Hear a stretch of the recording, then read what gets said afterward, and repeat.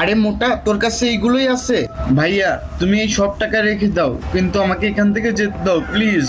হা হা হা, যেতে দেবো? আরে আসল জিনিস তো এখানে লুকিয়ে আছে। আরে না না, তুমি এটাকে নিও না, এটা নিলে তো অনেক বড় ক্ষতি হয়ে যাবে। কি ক্ষতি হয়ে যাবে? নিয়ে নিলাম। তুমি যদি এই ছবিটাকে ভালোবেসে থাকো তাহলে ভিডিওটা একটা লাইক দাও এবং চ্যানেলটাকে সাবস্ক্রাইব করো। আর যদি লাইক সাবস্ক্রাইব না করো তাহলে বুঝে নিব তুমি এই ছবিটাকে ভালোবাসো না।